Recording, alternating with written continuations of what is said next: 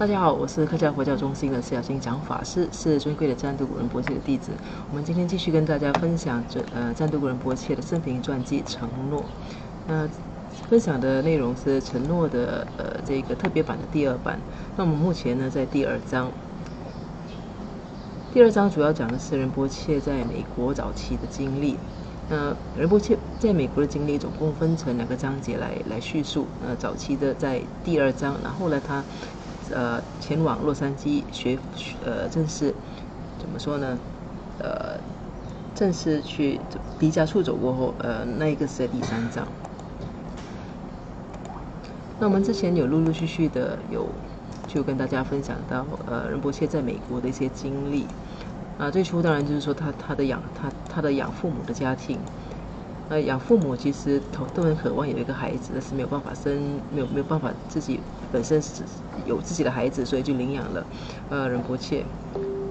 养父对仁波切其实是怎么说呢？是非常疼爱的。当然，他以他很世俗的方式来疼爱，他希望仁波切长大成为他想要的那一个人。对于很多东西都就是他不让仁波切去做他自己本身想做的事情，反而要仁波切完全跟从自己本身的意愿，跟从就是那个养父本身的意愿。那养母呢，是因为后来被诊断有精神分裂症，所以但是早期没有被诊断的时候，其实就常常会因为一些小事情对仁波切加以怎么说，一些小事情就让他对仁波切毒打或者是责骂的。仁波切的在美国的经历，其实早期童年经历也不算是很好，虽然在物质生活上是无忧的。那仁波切在学校，他在学校呢，他由于他自己本身他是亚洲人，在学校也常常被人家算是给他取笑，而且由于他的衣着打扮跟其他孩子不一样，是比较就是常常穿套装，根据父亲的要求，所以对。跟同年龄的孩子显得有点格格不入。他的成绩虽然很好，但是仁波切对于这些上课一般的上学、升学之类的事情本身就不感兴趣。他一心一意是想要学习佛法的。仁波切呢，最初在新泽西州呢。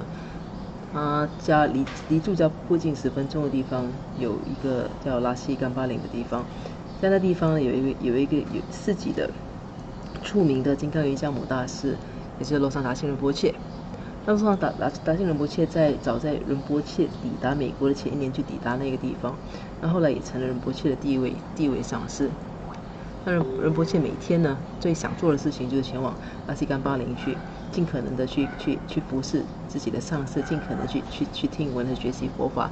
但是他的这个心愿呢，却遭到父母的反对，就养父母的反对。那是之前的一些事情。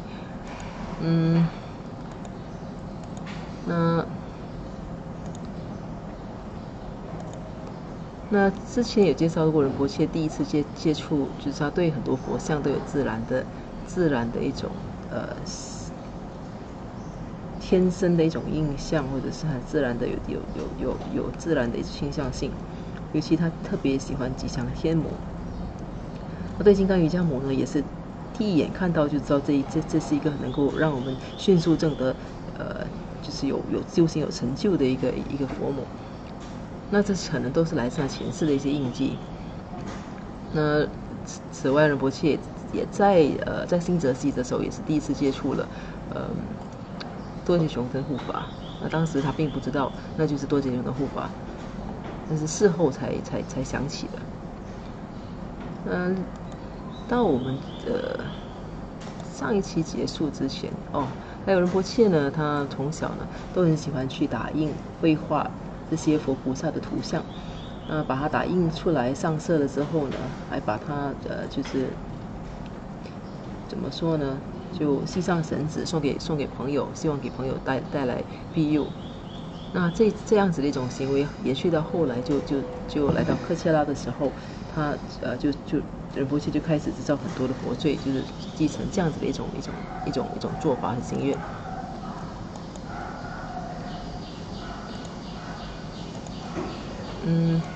好。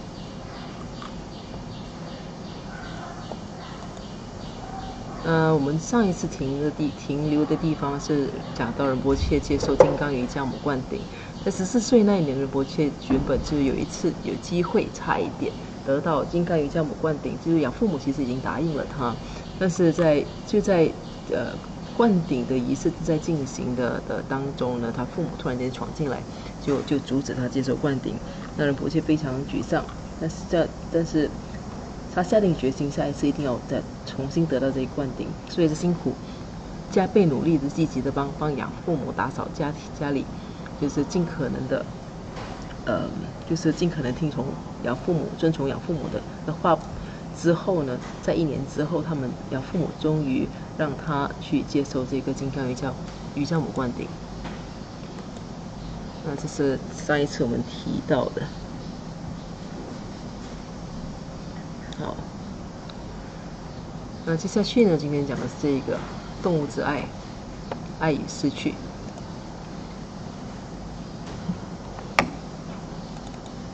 那我们在图像上，我们会看到仁波切跟就是这些都是仁波切小时候跟就是一些狗的一些照片。那图像中呢，有一只是黑色的，那有另外一只是褐色的。那图片说明是仁波切和他亲爱的祖母地切明王后，以及他所养的第一只狗毗陵悉。这个就是左下方的这一个是地切明王后，跟仁波切小时候的仁波切一起合照。那旁边那只小狗呢，那就是仁波切非常非常喜欢的他第一只狗，叫毗陵悉。在右下角这张呢，应该也是毗陵悉。那仁波切其实从小就喜欢所有的狗，他对狗的喜爱呢，至今依然是很强烈的。好的，我们翻开下一页。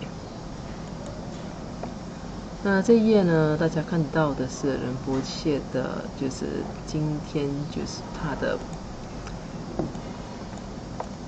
在科切拉，就是在马来西亚之后呢，所养的狗。那从左边起呢是奥瑟尔，中间是达玛，另外一个是就是我们叫中文叫瑜伽士或者叫母母。母母在2年前已经去世了，那目前剩下这两个。即使还是一个孩子的时候，仁波切便拥有一颗博大慈爱之心。他不仅对身边的人慈爱，还怜悯众生，包括动物。这种强烈的爱在今天仍然表现得非常明显。这种爱激励着他所成立的科切拉佛教组织展开无数救助动物的行动。还是一个孩子的时候，仁波切就养了多只仓鼠、澳洲鹦鹉、2缸金鱼、松鼠、乌龟和鸭子，还有狗。夏天时，他会在宠物店打工，挣得额外零用钱的同时，也学习到了照顾不同种类动物所要做的繁杂知识。8岁大的时候，仁波切买了第一只狗，在新泽西哈维尔科林伍德跳蚤市场找到的毗陵悉。这只棕色的狗看起来像小型的雪纳瑞。某一次，毗陵悉不见了，仁波切疯狂似的找遍了每个地方，但是都没有找到。最后，仁波切发现毗陵悉就在离他家不远的公路上被车碾死了。小狗的死让仁波切极度伤心，这本是他完全能够照顾的几条生命之一。更糟的是，他的养母还因为小狗的死责备他。他说毗陵悉跑了都是他的错。仁波切曾经恳求养父母用篱笆把院子围起来，但是他们却从不在意他的恳求，因为他的养父不想在这上面花钱。8岁大的仁波切不明白为什么毗陵悉的死是自己的错，但是养母的责备所造成的心理伤害却影响了这个小男孩子很久。冬天的时候，达娜提出在科林伍德跳蚤市场给他买了另一只狗，这是一只米黄色的小狗。因为屋外很冷，所以他们允许仁波切把它养在家里。小狗的名字叫哈尔特，相当普通的蒙古狗名，意思是额上的记号。就像喜欢毗陵悉一样，仁波切很喜欢这条狗，他会与小狗一起睡觉，一起玩上几个小时。后来哈尔特长得壮而结实，所以达娜最后在屋外后院里为哈尔特建了一间狗屋。同时还筑起了篱笆，将自己家与邻居家隔开。然而哈尔特长得太壮了，篱笆根本不能关住他。于是养父母在地上钉了一根长钉，并将哈尔特的链子套在上面。然而强壮的哈尔特仍能将长钉拔起，到处乱跑。仁波切建议养父用水泥将长钉固定起来，但是又一次养父不愿意这样做。最后，他的养母买了一个非常贵而且很重的道钉，然后说这次哈尔特没法再逃跑了。但最后他依然逃走了。就是在短的几段呢，我们大概可以看到仁波切就小时候养狗的一些经历。他曾经养过2只狗，那第一只叫比林西，那比林西后来是给汽车碾死了。那至于为什么会给汽车碾死，我们在刚才的文中有解释过。仁波切其实他很照顾他的，就是他的狗。他看到这个问题，他曾经要求父母去用铝篱笆，就是把狗围起来以测安全，但是父母却因为不想花这个钱而不这么做。那所以小狗死了，那养父母呢，不仅不认为自己本身那是自己本身的失误，还把罪都怪到了仁波切的身上。那这对仁波切呢造成的心理伤害是很大的。那虽然后来第2次呢，就是仁波切的养母就是让仁波切去领养了第2只狗。第2只狗呢，却是因为它太怎么说呢，太活跃，太壮了。经过了好几次的，就是企图把它绑住拴住，但是由于没有怎么说呢，那个所拴狗的方法其实并不彻底。那结果呢，狗还是逃跑了。当然，在同样的这一次，也是仁波切提出了一些建议，希望养父能够把长钉用水泥固定起来，但是养父再一次拒绝那么做。他们选择用他们自己认为可以的方式，但结果狗还是就是仁波切的狗还是逃跑了。所以我们可以看到仁波切就在养狗的，就是他自小即便是养狗路上，这个怎么讲呢？养狗的经过也不是太顺遂的。那我们继续再给大家念一下关于这个哈尔特的事。那每天哈尔特都会跳出来，让人找不到他。自从比林西发生意外后，仁波切总会在哈尔特逃跑时变得心烦意乱。最后，达纳对哈尔特的出逃变得不耐烦，像往常一样，他又为此责备仁波切。他说仁波切没有把狗照看好，这一说就是几周或几个月的时间。在哈尔特一次又一次的逃跑之后，达纳最终给收容所打了电话。收容所的人来了，仁波切什么都做不了，只是抱着哈尔特大哭。他真的无法为自己深爱的小狗做点什么。当哈尔特被拉到收容所的卡车上时，他对仁波切吼道：“都是你的错，是你逼我这么做的，我也没有办法。”邻居们都只是旁观，谁都不关心，也没有谁提供任何帮助。最后卡车开走了，仁波切只能看着自己的哈尔特在卡车后窗哀吼。他恳求养母将狗领回家，但他拒绝了。最后仁波切发现，收容所里无人领养的狗都会遭人道毁灭。这2件事情影响了仁波切很多年。年龄那么小的他无法理解为什么养母会用这些小事来惩罚他，或者惩罚他所做的错事。但这让仁波切下定决心，不再让同样事情发生在任何动物身上。从那时开始，动物福利便成为了仁波切最关心的事情之一。为了让动物们更幸福、更安全、更健康，哪怕是一天，他也愿意竭尽全力。那这一页介绍的交代的是关于仁波切的第2只狗哈尔特的一些后来的命运。那由于哈尔特一次又一次的逃跑，那仁波切的养母当然他再也受不了了，不断的就埋怨仁波切，说仁波切没有把狗看好。到最后呢，他在受不了的情况下，他给动物收容所打了电话，就要把狗带走。对吧？无论仁波切怎么恳求，他都就是他不为所动。那最后狗是被兽人所带走了。那其实不只是带走那么简单，仁波切后来发现呢，那些没有人认领的狗都会被人道毁灭。那也就是说，仁波切心爱的狗呢，也最后的命运很可能是遭人道毁灭了。那养父母对这些事情呢，他们不会，就像刚才说的，他们并不承认自己本身有错，反而把所有的过错都怪到了仁波切身上。那对于很小的，当时还年纪很小的他，仁波切是无法理解为什么养父母会这么做，会这样子来惩罚他。但无论如何，他下定决心，他将来一定要能，就是不能让这样子的事情再度发生。那所以今天仁波切对于动物所做的一些事情，或者他教弟子所做的，教弟子为动物所做的一些事情呢，都是怎么说，都深受当时的事情的影响。那仁波切至今他对照顾动物呢是一丝不苟的，是非常严格，怎么说呢，是非常细心的。那有些甚至就是我们一般人可能对照顾人都没有办法做到这样子的一个程度。好，那我们接下去呢，再翻开下一页。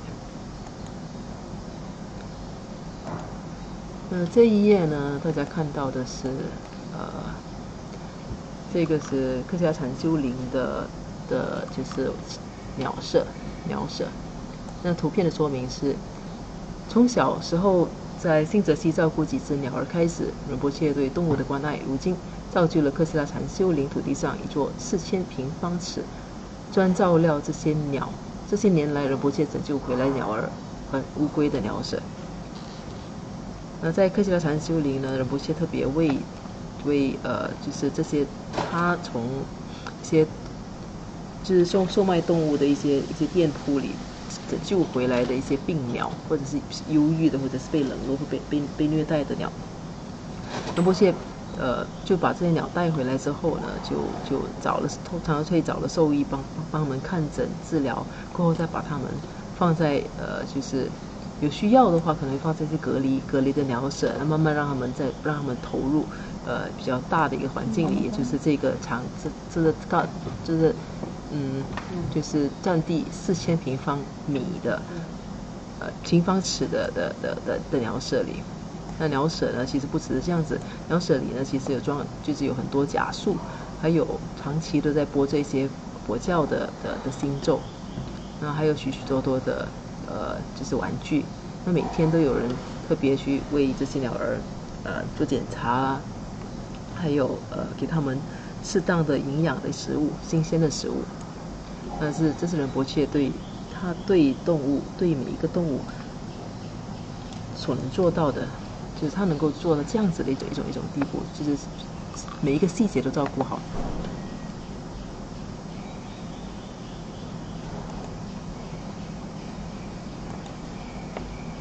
那我们现在再翻开另一页，对佛法难以抑制的渴望。在学校学习了各类学科之后，仁波切觉得结婚、成家、立业对他来说完全是在浪费生命。他发自内心的觉得这些事情不会给任何人带来究竟的快乐。他内心对佛法的渴望遭受全然的否定，这让他绝望到几次想要逃到山中沉思冥想，有几次甚至绝望到想要结束自己的生命。很多次他都想出逃，但是他清楚知道这绝不是要让养父母感到伤心，或要报复他们给自己造成的痛苦。他离家只有一个打算，那就是到一个他可以自由无主修持佛法的地方。最重要的是，对于养父母给看书洛桑达钦仁波切造成的麻烦，仁波切觉得他应该为此负大部分责任。他想着自己如果走了，那养父母也就不会再伤害他所挚爱的上司了。仁波切的第一次出逃是在9岁的时候，他真的很伤心，所以决定和他来自南斯拉夫的朋友帕特一起逃到学校边缘的森林里。在半天之后，帕特又累又饿，他想回家，但仁波切尝试劝他留下来。最终，当警察在学校操场的旋转木马下发现他们的行踪后，他们就被送回家了。帕特的母亲对此非常生气，用南斯拉夫语对着仁波切大吼大叫。不出所料，仁波切的养父母为此事感到极度窘迫，而仁波切也免不了遭受严厉的责罚。然而，这并没有打消这个小男孩出走的想法，因为仁波切想，如果下次还有机会，他还是会再度出走。那我们这一页呢，就是我们谈到的，就是仁波切他对佛法的怎么说的一种渴望，他对佛法想要追求佛法的心呢是非常强烈的。虽然在学校我们之前有说过，他在学校成绩是非常优秀的，但是他不管多么优秀都好，仁波切始终觉得这些东西并不是他生命中所要追求的东西。一般人所追求的结婚、成家立业，对他来说其实是浪费生命，因为他想找寻的其实是一种究竟的快乐。他认为只有在佛法中才能让他得到这样子的一种真正的快乐。但是由于周围环境的一种就是不利于他修佛的环境，所以仁波切从小好几次呢就想要离家出走。那第一次发生在他9岁的时候，虽然就是年纪小，他也没有太多经验，但是跟另一个小朋友一起离家出走，那结果还是不成功，被发现了，还因此被责骂了一顿。但是这件事情呢，对小仁波切来说，并没有让他打消离家出走的念头。那可见他对佛法的一种追求渴望是多么的强烈。那好，我们现在再翻开另一页，寻求庇护。那我们接下去，其实大家可以看到，我们其实是会跟大家分享，就是好几次仁波切出走的情况。那这个寻求庇护呢，这是发生在仁波切第2次离家出走的时候。第2次离家出走发生在占都古仁波切12岁左右时的一个冬季。他决定去新泽西州的华盛顿佛法中心，该中心属于西藏泽邦市的蒙古卡尔梅克裔格西阿旺旺杰拉玛。他是最先将西藏佛教带到美国的大师之一。该中心离仁波切位于新泽西的家有6到7个小时的车程，所以仁波切需要不断换车或者搭便车。他最终冒风雪到达了华盛顿。在到达华盛顿后，仁波切被到图书馆询问中心的方向。那里的图书管理员和蔼地看着这个小男孩，帮他找到了一篇有关藏传佛教的文章。他找到了中心的联系电话及地址，然后将这些信息告诉了仁波切。仁波切给中心打了电话，告诉他们他是一个蒙古裔男孩，并说他想加入中心。接电话的人很礼貌地解释道，因为他还未满18岁，根据美国法律，中心不能接受他，也不能让他留下来。中心的人甚至打电话给当时还在佛罗里达的格西旺杰大师，他也建议这个年轻人应该回家去。和仁波切通话的人随后还从佛法中心来到了华盛顿，将仁波切安顿在一家旅店里，并给了他$50让他回家去。他们让仁波切保证第2天便回家去。在华盛顿度过了一个晚上之后，仁波切不情愿地履行了自己的承诺。他对所有大师如格西旺杰的信仰和尊敬，让他难以背弃自己的诺言。他开始了回家的旅程，内心感到从未有过的悲伤和孤独，因为没有一个人知道他回家后将会面对什么。第2次的出走给家里带来一场风暴，仁波切的养母吓坏了，并就他的离家出走而责备堪苏洛桑达庆仁波切。他告诉每一个愿意听他说话的人说，堪苏洛桑达庆仁波切并不是一个真正的喇嘛。他给周围的邻居打电话，诋毁堪苏洛桑达庆仁波切的名声，并散播有关他的谣言。他甚至说堪苏洛桑达庆仁波切与他的女弟子有染。发生这次事情后，家里的情况变得更糟糕了。仁波切要去中心或是去看他的佛法姐妹卡门几乎是不可能的。仁波切的生活开始让他非常苦恼，他不但不能去寺院，虽然他的心思全在那里，而且他觉得自己应该为养母为诋毁堪苏洛桑达庆仁波切而强加的说辞负主要责任。那这里下面呢右下角呢是引用仁波切的一段话。仁波切说：“我回去以后便必须面对巨大的压力，我不能去见卡门，也不能去中心，一切几乎成了一个僵局。我不断告诉养母，这不是他们的错，是我的错。绝对没有人教唆我离开我的养父母，或教唆我不要遵从他的指示，那是肯定的。”那第二次离家出走呢？仁波切第一次离家出走是在9岁的时候。虽然第一次的尝试失败了，但并没有让仁波切打消念头。他在第二次就是12岁那一年呢，又尝试了第二次离家出走。那这次呢，地点是比较远的，其实比较有计划的。那是一个距离他所住的地方大概6、7个小时车程的地方，就是美国的华盛顿。那仁波切就早就已经怎么说呢？他已经打算知道自己想去哪一个地方。他想去华盛顿佛法中心，那是就是另一个也是同一族，就是蒙古卡尔梅克裔的一个格西阿旺达杰拉玛的格西阿旺旺杰拉玛的佛教中心。但是到达那里之后呢，由于那中心的人就发现，就是说他年纪太小了，才12岁，因为美国法律的话必须18岁才能怎么说呢？才算是合法，才可以自由做主。所以中心的人就很好，就很和善的就劝仁波切回去。那当然这件事情也惊动了就是仁波切所尊敬的格西阿旺旺杰拉玛。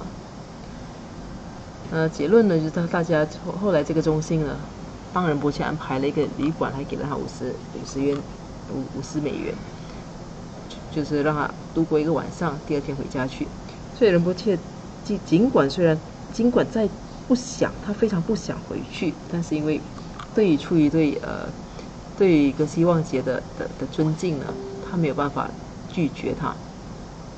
但是在这时候的仁波切呢，是非常是感到非常孤独和忧伤的，因为他知道这次回去过后，那不仅他的遭遇会更加艰难，而且怎么说呢？